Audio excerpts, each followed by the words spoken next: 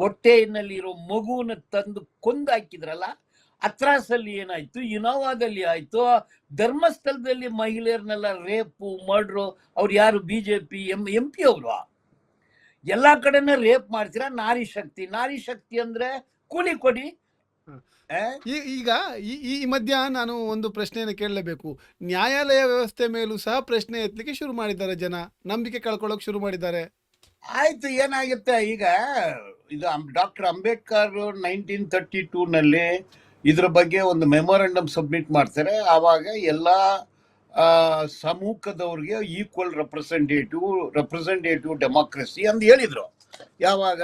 1932 ಈಗ ನೋಡಿದ್ರೆ 1947 ಇತ್ತೀಚೆಗೆ ಜಾಸ್ತಿ ಆಗಿದೆ. 60% ನ್ಯಾಯಾಧೀಶರು ಎಲ್ಲ ಹೈಕೋರ್ಟ್ಗಳಲ್ಲಿ, ಸುಪ್ರೀಂ ಕೋರ್ಟ್ ಅಲ್ಲಿ ಒಂದು ಸಮೂಹದವರೇ ಇದ್ದಾರೆ. 2-3 ಒಂದು ಒಲಿಗಾರ್ಕಿ, ಒಂದು ಗುಂಪು, ಮೇಲ್ವರ್ಗ ಮೇಲು ಜಾತಿ, ಒಂದು ಗುಂಪಿನವರು 92% ಈಗ ಕಂಪ್ಲೀಟ್ ಜುಡಿಷಿಯರಿ ಅವ್ರ ಕಂಟ್ರೋಲ್ ಇದೆ. ಅಲ್ಲಿ ಯಾರು? ಒಂದು ಆದಿವಾಸಿಗಳು, ಮೂಲ ನಿವಾಸಿಗಳು, ಯಾದವ್ಸ್, ಕುರುಬರು, ಗೊಲ್ಲರು, ಇವ್ರು ಯಾರು ಕೂಡ ನ್ಯಾಯಾಧೀಶರಾಗಿ ಇಲ್ಲ. ಯಾರಿದ್ದಾರೆ ನೋಡಿ? ಎಲ್ಲ ವರ್ಮಾ ಶರ್ಮಾನೇ ಇದ್ದಾರೆ. ಮೊನ್ನೆ ಒಂದು ಶರ್ಮಾ ಅವ್ರ ಮನೆಯಲ್ಲಿ ನೋಡಿದ್ರೆ ಬಂಡಲ್ಸ್ ಬಂಡಲ್ಸ್ ಆಫ್ ನೋಟ್ ಸಿಗುತ್ತೆ. ಅವ್ರೀಗ ರಾಜೀನಾಮೆ ಕೂಡ ಕೊಟ್ಟಿದ್ದಾರೆ. ಇದು ನ್ಯಾಯಾಂಗ. ಎಲ್ಲರೂ ಯಾರು ಸೆಲೆಕ್ಷನ್ ಮಾಡ್ತಾರೆ? ಎಲ್ಲ ಸೆಲೆಕ್ಷನ್ ನೋಡಿದ್ರೆ ಎಲ್ಲ ನಾಗ್ಪುರ್ನವ್ರಿಗೆ ಯಾರು ಸಪೋರ್ಟ್ ಇದ್ದೆ ಅವ್ರನ್ನೇ ನ್ಯಾಯಾಧೀಶರಾಗಿ ಬಂದು ಕೂರಿಸ್ತಾ ಇದ್ದಾರೆ. ಅಂದ್ರೆ ನ್ಯಾಯಾಂಗ, ಶಾಸಕಾಂಗ, ಕಾರ್ಯಾಂಗ, ಇದು 3 ಕೂಡ ಒಂದು 2-3 ಮೇಲು ಜಾತಿ ಮತ್ತು ಮೇಲು ವರ್ಗ, ಒಂದು ಫ್ಯಾಮಿಲಿ, ಒಂದು ಕುಟುಂಬದವರು. ದರ್ ಇಸ್ ಒಲಿಗಾರ್ಕಿ ಗವರ್ನೆನ್ಸ್ ಅಂತ ಹೇಳ್ತೀನಿ. ಅದರಿಂದ ಎಲ್ಲ ಈಗ ವುಮನ್ ರಿಸರ್ವೇಶನ್ ಅಂತಾರೆ. ವುಮನ್ ಅಂದ್ರೆ ಎಲ್ಲ ಬ್ರಾಹ್ಮಣ ಹುಡುಗಿರಿಗೆ ಕೊಟ್ಬಿಡ್ತೀರಾ ನೀವು? ಅದರಲ್ಲಿ ಮೂಲ ನಿವಾಸಿಗಳು, ಆದಿವಾಸಿಗಳು, ಫಿಶರ್ಮ್ಯಾನ್ ಫ್ಯಾಮಿಲಿನರ ಇರೋ ಮಹಿಳೆಯರು, ಪೌರ ಕಾರ್ಮಿಕರು, ಈ ತರ ಕೆಲಸ ಮಾಡುವ ಮಹಿಳೆಯರೇ ಜಾಸ್ತಿ. ಅವ್ರಿಗೆ ಯಾರು ರಿಸರ್ವೇಶನ್ ಇಲ್ವಲ್ಲ. ರಿಸರ್ವೇಶನ್ ಅಂದ್ರೆ 33% ಮಹಿಳೆಯರು. ಈಗ ಸುಪ್ರೀಂ ಕೋರ್ಟ್ ಅಲ್ಲಿ 3 ಮಹಿಳೆಯರು ನ್ಯಾಯಮೂರ್ತಿಗಳಾಗಿ ಇದ್ರು. 3 ಜನನು ಬ್ರಾಹ್ಮಣರೇ. ಈಗ ಒಬ್ರು ಇದ್ದಾರೆ, ಅವ್ರು ಚೀಫ್ ಜಸ್ಟಿಸ್ ಕೂಡ ಆಗ್ತಾರೆ. ಅವ್ರು ಕೂಡ ಒಂದು ಸಮೂಹಕ್ಕೆ ಸೇರಿರೋರು, ಮೇಲು ಜಾತಿ ಮೇಲು ವರ್ಗ. ಅಂದ್ರೆ ಎಲ್ಲಾನು ನೀವೇ ಅನುಭವಿಸೋದ? ಮಹಿಳೆಯರಂದು ಬಂದ್ರೇನು ನೀವೇ ಅನುಭವಿಸ್ತೀರಾ? ಅದರಿಂದ ಒಂದು ಗುಂಪು ಎಲ್ಲದನ್ನು ಕಂಟ್ರೋಲ್ ಮಾಡುತ್ತೆ. ಈಗ ನೋಡಿ, ಬಿಸ್ನೆಸ್ ಯಾವುದು? ಜ್ಯುವೆಲ್ರಿ ಬಿಸ್ನೆಸ್, ಮಾರ್ವಾಡಿಗಳು, ಬನಿಯಾಗಳು, ಕೋಮಟಿ ಶೆಟ್ಟಿಗಳು, ಇವ್ರದೇ ಗೋಲ್ಡು, ಇವ್ರದೇ ಫ್ಯಾಕ್ಟ್ರಿ. ಟೆಲಿಫೋನ್ ಇಂಡಸ್ಟ್ರಿ ಯಾರ್ದು? ಎನರ್ಜಿ, ಎಲೆಕ್ಟ್ರಿಸಿಟಿ, ಎಲ್ಲನೂ ಒಂದು ಗುಂಪಿನವರೇ ಕಂಟ್ರೋಲ್ ಮಾಡಿಕೊಂಡು ಮಜಾ ಮಾಡ್ತಾ ಇದ್ದಾರೆ. ಈಗ 53 ಲಕ್ಷ ಕೋಟಿ ಬಡ್ಜೆಟ್ ಆಯ್ತು ಕೇಂದ್ರ ಸರ್ಕಾರದ್ದು. ರಾಜ್ಯ ಸರ್ಕಾರದ 5 ಲಕ್ಷ ಕೋಟಿ ಬಡ್ಜೆಟ್ ಆಯ್ತು. ಇದರಲ್ಲಿ 4,000, 5,000, 7,000, 8,000 ಸಂಪಾದನೆ ಮಾಡುವ ದುಡಿಯುವ ವರ್ಗದವ್ರಿಗೆ ಈ ಬಡ್ಜೆಟ್ ಅಲ್ಲಿ ಏನು ಇಲ್ಲ. ಕರ್ನಾಟಕದಲ್ಲಿ ಸಿದ್ದರಾಮಯ್ಯ, DK ಶಿವಕುಮಾರ್ ಸರ್ಕಾರ ಏನ್ ಕೊಡ್ತಾರೆ? ಬಸ್ ಪಾಸು ಫ್ರೀ, ಅಕ್ಕಿ ಫ್ರೀ, 2,000 ಫ್ರೀ. ನೀವು ಕೂಲಿ ಕೊಡ ನಮ್ಗೆ, ನಾವು ದುಡಿತೀವಿ. ನರ್ಸ್ಗಳಿಗೆ ಸಂಬಳ 60-70 ಸಾವಿರ ಕೊಡ್ಬೇಕು. ನೀವು ಕೊಡೋದು 12,000, 13,000. ನೀವು ಮಲ್ಟಿನ್ಯಾಷನಲ್ ಕಂಪನಿ ಆಸ್ಪತ್ರೆಗಳಲ್ಲಿ ಅಷ್ಟೇ ಕೊಡ್ತೀರ. ನಮ್ ಕೂಲಿ ಕೊಡದೆ ಯೋಗ್ಯತೆ ಇಲ್ಲದೆ ರಾಜ್ಯ ಕೇಂದ್ರ ಸರ್ಕಾರ ಅಂತ ಕೂಡ ಹೇಳ್ತೀನಿ. ಸೊ ದೇಶದ ಪರಿಸ್ಥಿತಿ ಹೀಗಿದೆ. ಇಷ್ಟಿಗೆ ಇದನ್ನ ಬಿಡೋಣ. ಈಗ ಡಿಲಿಮಿಟೇಷನ್ ಬಿಲ್ ಎಂದು ಒಂದು ತರ್ತಾರೆ. ಮತ್ತೆ ಅದ್ರ ಜೊತೆಗೆ ವುಮನ್ ರಿಸರ್ವೇಶನ್ 33% ಅಂತ ಹೇಳ್ತಾರೆ. ಅದ್ರ ಜೊತೆಗೆ ಸ್ಪೆಷಲ್ ಇಂಟೆನ್ಸಿವ್ ರಿವಿಷನ್. ಇದು ಏನಂದ್ರೆ, ಇದು ಮೊದಲು CAA, NPR, NRC ಅಂದ್ರೆ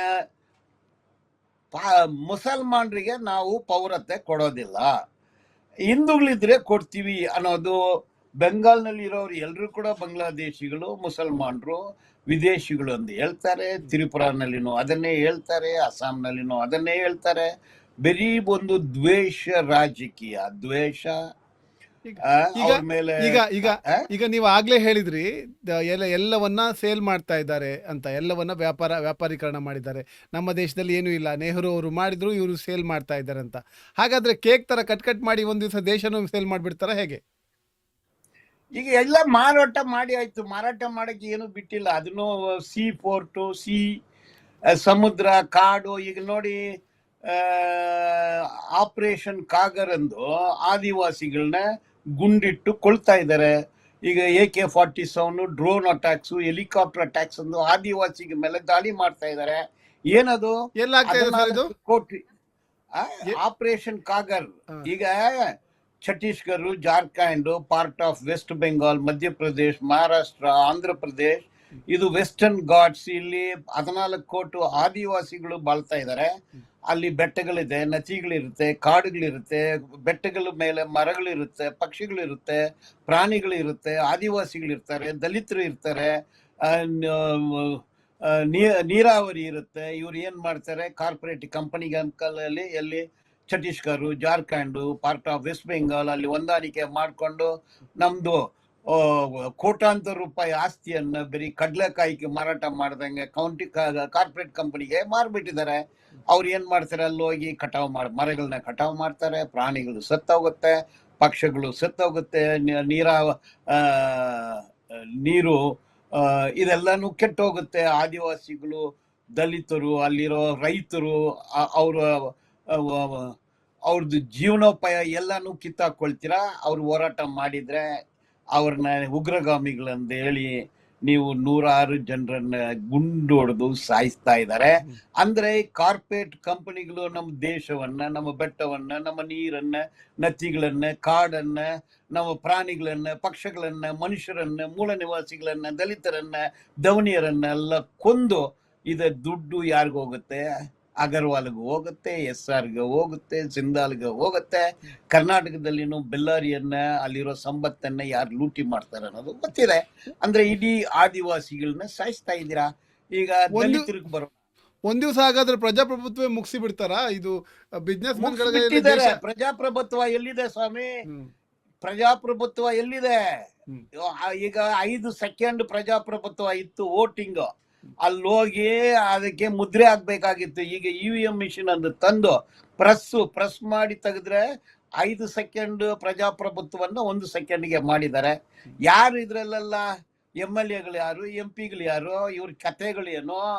ಇವರೆಲ್ಲ ದರ್ಬಾರ್ ನಡೆಸ್ತಾ ಇದ್ದಾರೆ. ಇವ್ರ ಶಾಲ್ಗಳೇನು, ಪರ್ಫ್ಯೂಮ್ಸ್ ಏನು, ಕಾರ್ಗಳೇನು, ಕಟೌಟ್ ಏನು, ಇವರು ಮದುವೆಗಳೇನು, ಇವ್ರದ್ದು ಬರ್ತ್ಡೇ ಪಾರ್ಟಿಗಳೇನು, ಇದು ಏನು? ಆಗ ಇದು ಫ್ಯೂಡಲ್ ಲಾರ್ಡ್ಸ್ ಇಂದ ಬಂದಿರೋ ಡೆಮೋಕ್ರಸಿ. ನೇತಾಗಳೆಲ್ಲ ಈಗ MLAಗಳಾಗಿದ್ದಾರೆ, ಆ ಸಾಹುಕಾರರೆಲ್ಲ ಮಂತ್ರಿಗಳಾಗಿದ್ದಾರೆ, ಜಮೀನ್ದಾರ್ಗಳು ರಾಜ್ಯರೆಲ್ಲ ಮುಖ್ಯಮಂತ್ರಿಗಳಾಗಿದ್ದಾರೆ. ಏನಿದೆ ಪ್ರಜಾಪ್ರಭುತ್ವ ಹೇಳಿ? ಇದು ಸಾಮಾನ್ಯ ಜನರಿಗೆ ಏನ್ ಸಿಗುತ್ತೆ? ಈಗ ಒಂದು ಕಾರ್ಮಿಕರು ಎಲೆಕ್ಷನ್ ಅಲ್ಲಿ ನಿಲ್ಲಕ್ಕಾಗತ್ತಾ? ಈಗ ನೋಡಿ, ಡಿಲಿಮಿಟೇಷನ್ ಅಂದು ಒಂದು ಬಿಲ್ ತಂದಿದ್ದಾರೆ, ಅದು ಡಿಫೀಟ್ ಆಯ್ತು. ಡಿಲಿಮಿಟೇಷನ್ ಅಂದ್ರೆ ಏನು ಗೊತ್ತಾ? ಈಗ MP ಗಳು 543 ಜನ MP ಗಳಿದ್ದಾರೆ. ಇದನ್ನ 850 MP ಗಳು ಮಾಡ್ತಾರಂತೆ. ಈಗ 543 ಜನ ಮಾಡದೇ ಇರೋದು 850 ಜನ ಬಂದು ಏನ್ ಮಾಡಕ್ಕಾಗತ್ತೆ? MP ಗಳದ್ದು ಕೆಲಸ ಏನು? ಈಗ ಎಲ್ಲಾ ಶ್ರೀಮಂತರು, ಸೂಪರ್ ಶ್ರೀಮಂತರೇ MP ಗಳು. ಅವ್ರ ಕಾರ್ಗಳು, ಅವ್ರ ಸ್ವಂತ ಫ್ಲೈಟ್ಗಳು, ಅವ್ರದ್ದು ಬಿಸಿನೆಸ್ ಇಲ್ಲದೆ, ವ್ಯಾಪಾರ ಇಲ್ಲದೆ, ದುಡ್ಡು ಲೂಟಿ ಮಾಡದೆ ಇರುವ MP BJP-ನಲ್ಲಿ ಯಾರಾಗ್ಲೂ ಒಬ್ರು ಇದ್ದಾರ ತೋರಿಸಿ. ನೀವು ಕಾಂಗ್ರೆಸ್ ನಲ್ಲಿ ಯಾರಾಗ್ಲೂ ಒಬ್ರು ಇದ್ದಾರ ತೋರಿಸಿ. DMK, ADMK ಇಂಥ ಪಾರ್ಟಿಗಳಲ್ಲಿ RJD, ಚಂದ್ರಬಾಬು ನಾಯ್ಡು, ತೆಲುಗುದೇಶಂ ಎಲ್ಲ ಕೋಟಾಧೀಶರು ಅಂದ್ರೆ 50,000 ಕೋಟಿ 10,000 ಕೋಟಿ ಇರೋರು ದರ್ಬಾರ್ ನಡೆಸ್ತಾ ಇದ್ದಾರೆ. ಇವ್ರದ್ದು ಕೆಲಸ ಏನು MP ಗಳದ್ದು? ಈಗ ಇರೋ ಸಿಸ್ಟಮ್ ಪ್ರಕಾರ 5 ಲಕ್ಷ ಜನರಿಗೆ ಒಂದು MP, ಈಗ 10 ಲಕ್ಷ ಜನರಿಗೆ ಒಂದು MP ಮಾಡ್ತಾರಂತೆ. MP ಕೆಲಸ ಏನು? ಡಿಬೇಟ್ ಮಾಡೋದು, ಕಾನೂನು ಮಾಡೋದು, ಅಲ್ಲಿ ಮಾತಾಡೋದು, ಇಷ್ಟು ತಾನೇ MP ಗಳು ಕೆಲಸ. ಈಗ 850 ಆಗ್ಬಿಟ್ರೆ ಇವ್ರು ಏನ್ ಮಾಡ್ತಾರೆ? ಈಗ 543 MP ಎಲೆಕ್ಷನ್ಗೆ 1 ಲಕ್ಷ ಕೋಟಿ ಖರ್ಚು ಮಾಡ್ತಾರೆ. ಅದೇ 850 ಜನರ MP ಅಂದ್ರೆ ಇನ್ನೂ ಒಂದು ಅರ್ಧ ಲಕ್ಷ ಸೇರಿಸ್ತಾರೆ. ನಮ್ಮ ತೆರಿಗೆಯಲ್ಲಿ 1.5 ಲಕ್ಷ ಅದಕ್ಕೆ ಖರ್ಚಾಗುತ್ತೆ. ಒಂದು MP-ನೋ 500 ಕೋಟಿ, 300 ಕೋಟಿ, 400 ಕೋಟಿ ಖರೀದಿ ಮಾಡ್ತಾರೆ. ಒಂದು ಓಟಿಗೆ 3,000ದಿಂದ 10,000 ಓಟನ್ನ ಖರೀದಿ ಮಾಡೋಕೆ ತಾಕತ್ತಿರೋರೇ MP-ಗಳು. ಇದನ್ನ ನೀವು ಯಾಕೆ ಮಾಡ್ತೀರಾ? 850 ಏನ್ ಮಾಡ್ಬಿಡ್ತಾರೆ? ಏನ್ ಕೆಲಸ? ಈಗಿರೋ MP-ಗಳು ಎಷ್ಟು ಜನ ಎಲ್ಲಾ ಸೆಷನ್ಗೂ ಹೋಗಿದ್ದಾರೆ? ನಾನು ನೋಡಿದೀನಿ, ಕೋಲಾರ ಡಿಸ್ಟ್ರಿಕ್ಟ್ ನಲ್ಲಿ ಕಾಂಗ್ರೆಸ್ ಪಾರ್ಟಿಯಿಂದ 5 ಸತಿ MP ಮುನಿಯಪ್ಪ, ಮೈನ್ಸ್ ಮುಚ್ಚಿದ್ರು, ಆಸ್ಪತ್ರೆ ಮುಚ್ಚಿದ್ರು, ನೀರು ಮುಚ್ಚಿದ್ರು, ಶೌಚಾಲಯ, ಏನು ಕೆಲಸನೂ ಮಾಡಿಲ್ಲ MP. ದುಡ್ಡು ಮಾತ್ರ ಮಾಡ್ಕೊಂಡಿದ್ದಾರೆ, ಶ್ರೀಮಂತರ ಆಗ್ಬಿಟ್ರು. ಏನು MP ಗಳು ಈಗ ಬಂದಿರೋ MP ಏನ್ ಮಾಡ್ತಾರೆ ಅಲ್ಲಿ? ಇದಕ್ ಮೊದಲು ಮುನ್ಸ್ವಾಮಿ, ಮುನಿಯಪ್ಪ, ಈಗ ಬಂದಿರೋ MP ಗಳು ಏನ್ ಮಾಡ್ತಾರೆ? MP ಗಳು ಯಾರಾಗ್ಲಿ ಜನರ ಮಧ್ಯೆ ಹೋಗ್ತಾರ? ಬರೀ ಫ್ಲೈಟು, ಐಷಾರಾಮಿ ಜೀವನ, ಹಣ, ಅಧಿಕಾರ. ಈಗ 543 ಜನ ಮಜಾ ಮಾಡೋದನ್ನ ಬಿಟ್ಟು 850 ಜನ ಮಜಾ ಮಾಡ್ಲಿ ಎಂದು ಬಂದಿದ್ದೀರಾ. ಈಗ ಇದ್ರ ಉದ್ದೇಶ ಏನು? 553 ಜನ MP ಗಳು ಏನು ಕಿತ್ಕೊಂಡಿಲ್ಲ, ಜನರ ಬಗ್ಗೆ ಏನು ಮಾತಾಡೋದಿಲ್ಲ, ಎಲ್ಲ ನೆತ್ತಾಗಳು, ಎಲ್ಲ ಜಮೀನ್ದಾರಗಳು. ಮೈಸೂರು MP ಯಾರು? ಬ್ರಿಟಿಷ್ನವ್ರಿಗೆ ಗುಲಾಮರಾಗಿ ಇದ್ದ ಒಂದು ಕುಟುಂಬ ಮೈಸೂರಲ್ಲಿ ಈಗ MP. ಅದೇ ರೀತಿನಲ್ಲಿ ಯಾರೆಲ್ಲ ಬ್ರಿಟಿಷ್ ಕಾಲದಲ್ಲಿ ನಮ್ಮ ದೇಶಕ್ಕೆ ಅನ್ಯಾಯ ಮಾಡಿದ್ರು ಅವರೆಲ್ಲ ಈಗ MP ಗಳು, ಮಂತ್ರಿಗಳು, ಮುಖ್ಯಮಂತ್ರಿಗಳು ಆಗ್ತಾ ಇದ್ದಾರೆ. ಈಗ 850 ಏನಕ್ಕೆ ಅಂದ್ರೆ ಸದರ್ನ್ ಸ್ಟೇಟ್ಸ್, ಕೇರಳ, ಆಂಧ್ರ, ತಮಿಳುನಾಡು, ತೆಲಂಗಾಣ, ಇಲ್ಲಿ ಈ ಪ್ರದೇಶಗಳಲ್ಲಿ ನಾವು GST ಅವ್ರದೇ 31% GST ಇಲ್ಲಿಂದನೇ ಹೋಗುತ್ತೆ. GDP-ನಲ್ಲಿ ಒಂದು 27% ಇಲ್ಲಿಂದ ಹೋಗುತ್ತೆ. ನಮ್ಮ ಹತ್ರ ₹1 ಕಿತ್ಕೊಂಡು 10 ಪೈಸಾ 15 ಪೈಸಾ ಕೊಡ್ತಾರೆ. ಉತ್ತರ ಪ್ರದೇಶ, ಮಧ್ಯಪ್ರದೇಶ, UP-ನಲ್ಲಿ ಅವ್ರ ಹತ್ರ ₹1 ಕಿತ್ಕೊಂಡು ₹2 ಕೊಡ್ತಾ ಇದ್ದಾರೆ. ಈಗ ಇದ್ರ ಉದ್ದೇಶ ಏನಂದ್ರೆ ಸದರನ್ ಸ್ಟೇಟ್ ಅನ್ನ ಕಂಟ್ರೋಲ್ ಮಾಡಿ ಇಡೀ ಹಿಂದಿ ಕಂಟ್ರೋಲ್. ಈಗ ಏನಾಯ್ತು, ಪಾಪ್ಯುಲೇಷನ್ ಆಧಾರದ ಮೇಲೆ MP ಸೀಟು ಬೇಕು ಎಂದು ವಾದ ಮಂಡಿಸ್ತಾರೆ. ಪಾಪ್ಯುಲೇಷನ್ ಈಗ 15 ಲಕ್ಷ ಜನಕ್ಕೆ ಒಂದು MP, 10 ಲಕ್ಷ ಜನಕ್ಕೆ ಒಂದು MP ಆದ್ರೆ ಏನ್ ಕಿತ್ಕೊಂಡ್ಬಿಡ್ತಾರೆ ಅವರು. ಇದು ಏನು ಉದ್ದೇಶ ಅಂದ್ರೆ ಬಿಹಾರು, ಉತ್ತರ ಪ್ರದೇಶ, ಮಧ್ಯಪ್ರದೇಶ, ಹಿಂದಿ ಹಾಟ್ಲ್ಯಾಂಡ್, ಹಿಂದೂ ಹಾಟ್ಲ್ಯಾಂಡ್, ಅಲ್ಲಿ ಪಾಪ್ಯುಲೇಷನ್ ಕಂಟ್ರೋಲ್ ಮಾಡಿಲ್ಲ. ಅವರು ಜಾಸ್ತಿ ಜನಸಂಖ್ಯೆ ಮಾಡಿಕೊಂಡು ಸದರನ್ ಸ್ಟೇಟ್ ಅಲ್ಲಿ ದೇಶಕ್ಕೋಸ್ಕರ ದೇಶವನ್ನ ಕಾಪಾಡಲು ಫ್ಯಾಮಿಲಿ ಪ್ಲಾನಿಂಗ್ ಮಾಡಿ ಪಾಪ್ಯುಲೇಷನ್ ಕಂಟ್ರೋಲ್ ಮಾಡಿದ್ರು.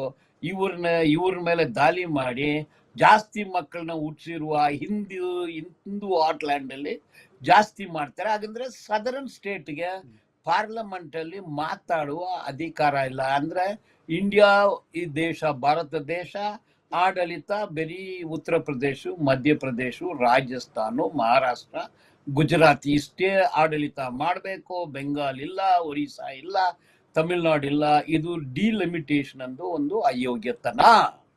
ಇದರಲ್ಲಿ ಸರ್ ಅಂದ್ರೆ ಸ್ಪೆಷಲ್ ಇಂಟೆನ್ಸಿವ್ ರಿವಿಷನ್ ಎಲ್ಲಪ್ಪ ಇದೆ ಕಾನೂನಲ್ಲಿ? ಯಾವ ಆರ್ಟಿಕಲ್ ಅಲ್ಲಿ ಇದೆ? ಇದನ್ನು ಸ್ಪೆಷಲ್ ಇಂಟೆನ್ಸಿವ್ ರಿವಿಷನ್ ಅಂದು ಎಲ್ಲಿದೆ? ಯಾವ ಕಾನೂನಲ್ಲಿದೆ? ಯಾವುದೋ ಒಂದು ಕಾನ್ಸ್ಟಿಟ್ಯೂಷನ್ ಅಲ್ಲಿ ಆ ತರ ಏನಾಗ್ಲಿ ಹೆಚ್ಚು ಕಡಿಮೆ ಆಗಿದ್ರೆ ಒಂದು ರಿಮೋಟ್ ಆಗಿ ಒಂದು ಆ ತರ ಇದೆ. ಈಗ ಇಡೀ ಸ್ಟೇಟ್ ಅಲ್ಲಿ, ಈಗ ವೆಸ್ಟ್ ಬೆಂಗಾಲ್ ಅಲ್ಲಿ ನೋಡಿ 94 ಲಕ್ಷ ಭಾರತೀಯರಿಗೆ ಅಲ್ಲಿ ವೋಟಿಂಗ್ ರೈಟ್ಸ್ ಇಲ್ಲದೆ ಮಾಡಿದ್ದಾರೆ. ಅಸ್ಸಾಂ ಅಲ್ಲಿ ಇದನ್ನೇ ಮಾಡ್ತಾ ಇದ್ದಾರೆ, ಬಿಹಾರಲ್ಲಿ ಮಾಡಿದ್ರು, ಎಲ್ಲಾ ಕಡೆನೂ ಅವ್ರಿಗೆ ಹಕ್ಕಿಲ್ದೆ ಮಾಡ್ತಾ ಇದ್ದಾರೆ. ಅದಕ್ಕೆ ಸರ್ ಯಾವ ಪ್ರಾವಿಷನ್ ಇದೆ ಅಲ್ಲಿ? ಚೀಫ್ ಎಲೆಕ್ಷನ್ ಕಮಿಷನರ್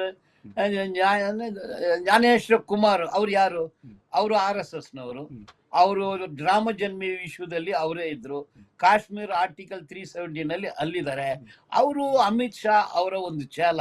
ಅದಕ್ಕೆ ನಾನು ಹೇಳಿದ್ದು election commission of India is nothing but branch office of Nagpur, branch office of RSS, branch office of BJP. ಅವ್ರನ್ನ ಕೂತ್ಕೊಂಡು MP-ಗಳು ಹೋದ್ರೆ ಗಟ್ಔಟ್ ಅಂತಾರೆ. ಈಗ 34 ಲಕ್ಷ ಬೆಂಗಾಲೀಸ್ಗೆ ವೋಟಿಂಗ್ ಇಲ್ಲ. ಹೋದ ಎಲೆಕ್ಷನ್ ನಲ್ಲಿ ವೋಟ್ ಹಾಕಿದ್ದಾರೆ, ಈ ಎಲೆಕ್ಷನ್ ಅಲ್ಲಿ ವೋಟಿಂಗ್ ಇಲ್ಲ. ಅದಕ್ಕೆ ಟ್ರಿಬ್ಯುನಲ್ ಅಂತ 94 ಲಕ್ಷ ಇಶ್ಯೂಗೆ 300 ಟ್ರಿಬ್ಯುನಲ್ ಎಂದು ಮಾಡಿದ್ದಾರೆ.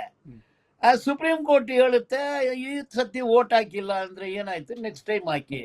ಒಬ್ಬ ಮನುಷ್ಯನಿಗೆ ವೋಟ್ ಹಾಕುವ ಹಕ್ಕಿಲ್ಲ ಅಂದ್ರೆ ಲೋನ್ ಹೆಂಗ್ ಸಿಗುತ್ತೆ, ಕೆಲಸ ಹೆಂಗ್ ಸಿಗುತ್ತೆ, ಎಲ್ಲಿ ಜಮೀನು ಹೆಂಗ್ ಖರೀದಿ ಮಾಡಕ್ಕಾಗತ್ತೆ? ಅಂದ್ರೆ ಇದನ್ನ ನಾನು ಹೇಳ್ತೀನಿ, ಇದು ಸರ್ರು ಡಿಲಿಮಿಟೇಷನ್, ವುಮನ್ ರಿಸರ್ವೇಶನ್ ಅನ್ನೋದು it is a bloodless genocide.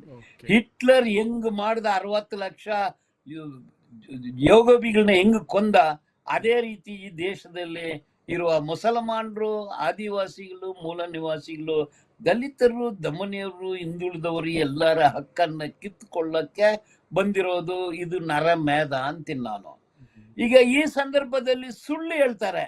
ನಾವು ನಾರಿ ಶಕ್ತಿ, ಬಿಲ್ಕಿಸ್ ಬನ್ನ ಕೊಂದಾಗ ನಾರಿ ಶಕ್ತಿ ಏನೋಯ್ತು, ಗುಜರಾತ್ ಅಲ್ಲಿ ಮೋದಿ ಸಾಹೇಬ್ರು ಚೀಫ್ ಮಿನಿಸ್ಟರ್ ಇದ್ದಾಗ ಎಷ್ಟು ಮಹಿಳೆಯರನ್ನ ರೇಪ್ ಮಾಡಿದ್ರು, ಅತ್ಯಾಚಾರ ಮಾಡಿದ್ರು, ಹೊಟ್ಟೆಯಲ್ಲಿ ಇರೋ ಮಗುವನ್ನ ತಂದು ಕೊಂದಾಕಿದ್ರಲ್ಲ. ಅತ್ರಾಸಲ್ಲಿ ಏನಾಯ್ತು, ಇನೋವಾದಲ್ಲಿ ಆಯ್ತು, ಧರ್ಮಸ್ಥಳದಲ್ಲಿ ಮಹಿಳೆಯರನ್ನೆಲ್ಲ ರೇಪು ಮರ್ಡ್ರು. ಅವ್ರು ಯಾರು? ಬಿಜೆಪಿ ಎಂ ಪಿ ಅವರು. ಎಲ್ಲಾ ಕಡೆನ ರೇಪ್ ಮಾಡ್ತೀರಾ. ನಾರಿ ಶಕ್ತಿ, ನಾರಿ ಶಕ್ತಿ ಅಂದ್ರೆ ಕೂಲಿ ಕೊಡಿ. ಅಂಗನವಾಡಿ ಟೀಚರ್ಗೆ ಯಾಕೆ 6,700?